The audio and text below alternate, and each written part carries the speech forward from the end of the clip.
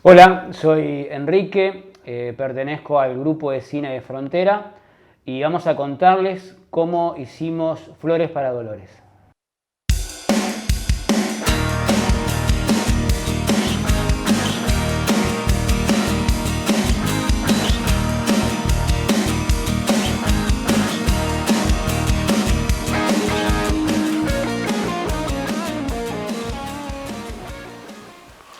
Take 1, floricultura. Som.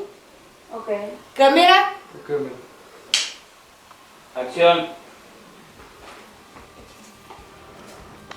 Para nosotros, hacer Flores para Dolores fue todo un ejercicio cinematográfico desde ese principio, que fue el cuento inicial, hasta el día del estreno. La idea original de Flores para Dolores es de un cuento corto llamado Amigos, Amores Aparte, de Fabián Urquhart. Esa es la idea original y a partir de ahí empezamos a desarrollar un guión literario que se transformó en un thriller de suspenso de 25 minutos. En el cuento original hay un triángulo amoroso donde las relaciones no son las mismas que del producto final, no son las mismas que de la película. Entonces creamos una relación familiar y sentimental entre los tres personajes para problematizar, para generar un nudo en la narrativa. Ese nudo muy complejo se trabajó desde el guión en el perfil psicológico de cada personaje. Ustedes van a ver, cuando vean la película, que hay tres personajes muy diferenciados y eso generó luego la facilidad de poder crear la narración entre las relaciones entre cada uno de ellos. A partir de ahí, en base a varias correcciones, se comienza paralelamente a trabajar en la parte actoral de la actuación. Al mismo tiempo, simultáneamente, como una tercera capa a todo eso, la producción empezó a trabajar en la búsqueda de las locaciones, dónde filmar, empezó a buscar la ropa, con qué ropa, porque cada perfil psicológico tenía una ropa específica, y así fuimos creando ese mundo fictício que ustedes ven en la película. Aí recién empezamos a filmar. A gente começava o set de filmagem colocando a ordem do dia, que a gente chama de ODD, que o que é a ordem do dia? É aonde estão todas as atividades do que vai ser feito durante as gravações. Então ali tem desde a entrada das pessoas no set, né, da equipe, dos atores, das pessoas que vão vir contribuir, até tipo hora de almoço, hora de tomar um lanche, de organizar um set, né?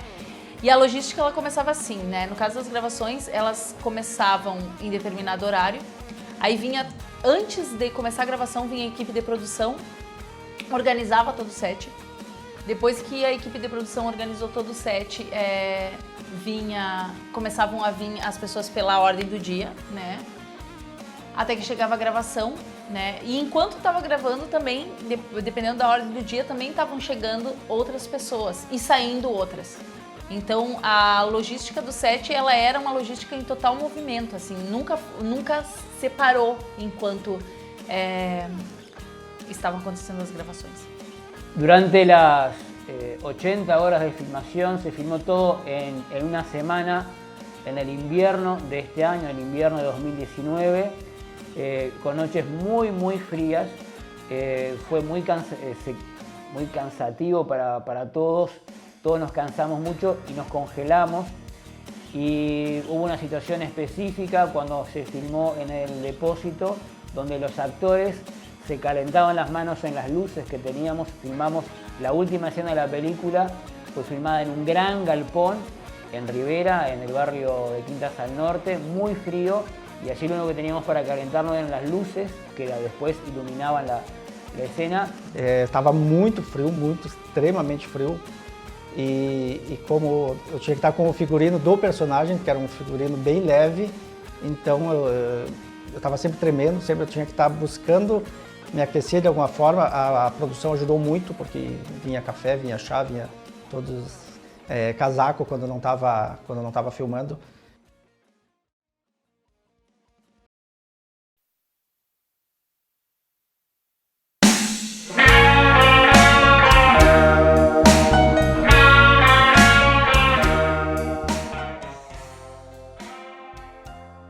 Andrés Simões, que es actor en la película y además es músico, grabó la banda sonora, viendo obviamente la historia que se iba contando. Y bueno, y con todo ese material pasa a la edición de la película, la colorización, hasta el producto final que ustedes van a ver acá en el canal. Som. Ok. Câmera. Ok. Take 14, cena suicídio. Acción. O set de filmagem, os cenários, as locações foi pensado em função do roteiro, alguma coisa conversada juntamente com o diretor de cena e foi pensado em função dos atores, dos personagens. O estudo de locação foi feito na pré-produção logo que teve o término do roteiro e conversando com o diretor se foi pensando nas locações, principalmente da livraria e do depósito.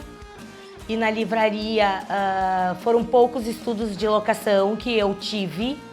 Foi aprovado logo de início, né, a locação da livraria. E a maior dificuldade no estudo de locações foi com relação ao depósito. Que eu tive muita dificuldade de fazer esse estudo e de conseguir esse local do qual nós conseguimos. Uma das locações foi na Casa da Dolores, pensado na personagem dela, que era uma personagem organizada, sistemática, e aí se pensou no quarto da Dolores, as coisas extremamente em ordem, e a casa dela também com algumas fotos, porque era uma personagem que gostava de viajar e que tinha isso na casa dela como característica da sua própria personalidade. Os objetos de cena foi construído em função do roteiro, o que o roteiro foi indicando para a livraria, para o depósito e para a Casa de Dolores. Cada um foi pensado de uma forma que se pudesse, na livraria, por exemplo, foi pensado para ter as placas que indicassem os gêneros literários. No depósito foi composto com caixas e coisas que poderiam existir dentro de um depósito de uma livraria, com livros, com ventiladores, com outros objetos que pudessem compor o cenário do depósito. Bom, para começar a chegar no figurino dos personagens, eu tive que conversar com o diretor e com a produtora de efeitos especiais, porque nós teríamos cores específicas para que os efeitos ficassem visíveis. Os efeitos especiais foram o sangue, que foram colocados em personagens do filme. Então, para que esse sangue aparecesse, teve cores específicas. Take 8, cena mãe.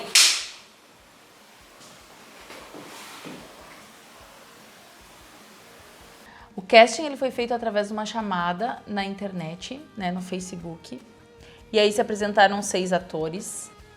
E ele funcionou da seguinte maneira: a gente tinha uma câmera que filmava toda a ação que ia ser realizada. Foram escolhidas algumas cenas, né, conforme os personagens. Quando o suposto ator e atriz entravam para fazer o casting, eles recebiam uma folha com essas cenas. Aí eles ficavam alguns minutos estudando isso. E aí a gente chamava eles para outra sala, aonde ali era feito o casting com a presença do diretor, né, da preparação do elenco e do câmera que estava filmando. Na verdade, eu não vim preparado para fazer o casting, eu vim preparado para conhecer como funcionava, porque eu já tinha em mente que eu queria aprender algo de cinema, mas atrás das câmeras. Então, eu já tinha feito teatro há muitos anos, então eu queria me envolver nisso. Quando eu cheguei aqui, me colocaram na frente de uma câmera e mandaram interpretar. Então essa foi a minha maior dificuldade, assim, de não saber como proceder, porque é completamente diferente do teatro. Então meio que me assustou, mas a partir disso todo mundo me deixou bem à vontade e aconteceu. Primeiro você fez de forma individual, cada pessoa que se candidatou para tal papel, né, fez. E depois a gente pediu para que fizessem em conjunto, para a gente ver também como é que os atores, eles atuavam entre si, né. E aí, após isso, a gente selecionou, né, o Kleber, a Cláudia e o André para serem os personagens principais.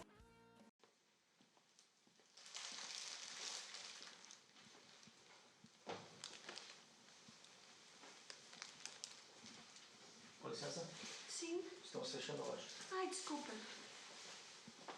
Depois que eu li todo o roteiro, eu busquei, chegou informações em mim de como era o personagem. E na verdade isso acabou me ajudando, facilitou bastante, porque não era bem o que eu tinha interpretado do roteiro. Então isso facilitou muito, pois a personalidade dele era, como eu vou dizer, ele era extremamente seco, rude, assim, seco, sério, porém não com maldade. Eu tinha, desde o começo, eu tinha entendido ele com maldade, com uma pessoa má. E na verdade depois mudou isso, mudou a minha concepção. Eu tentei estudar o personagem, conversar com as pessoas e tentar entender ele, entender toda a trajetória dele desde do passado e colocar em prática isso.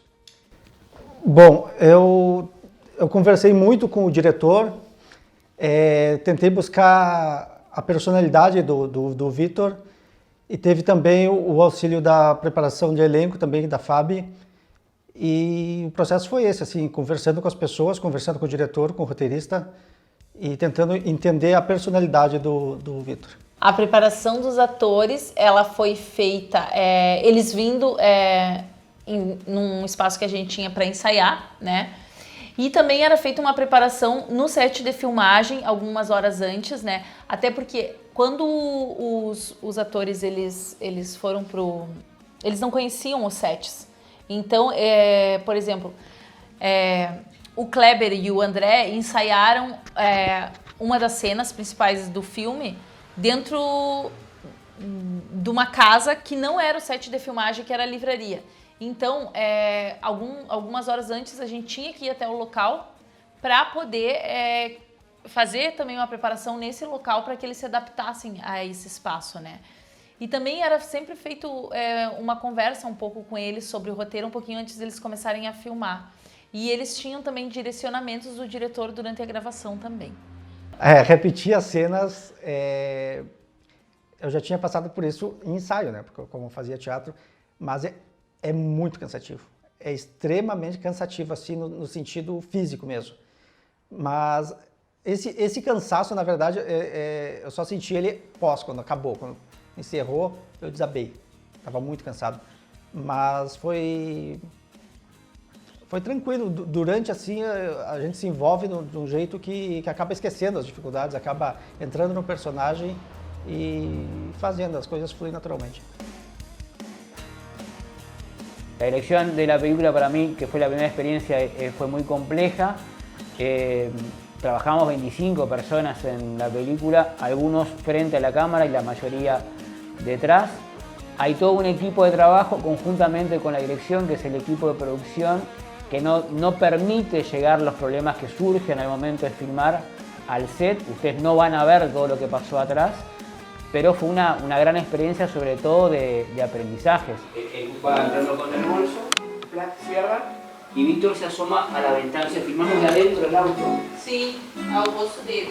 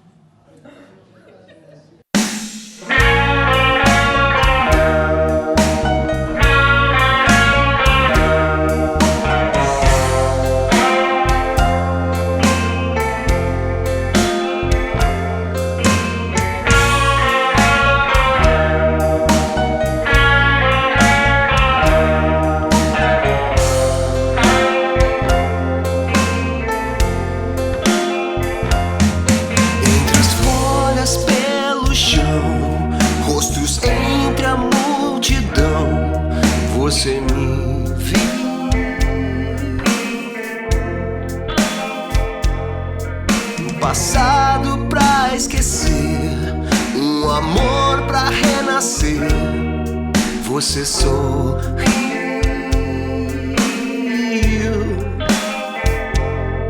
Y la vida nos enseña que amores y dolores son estrellas.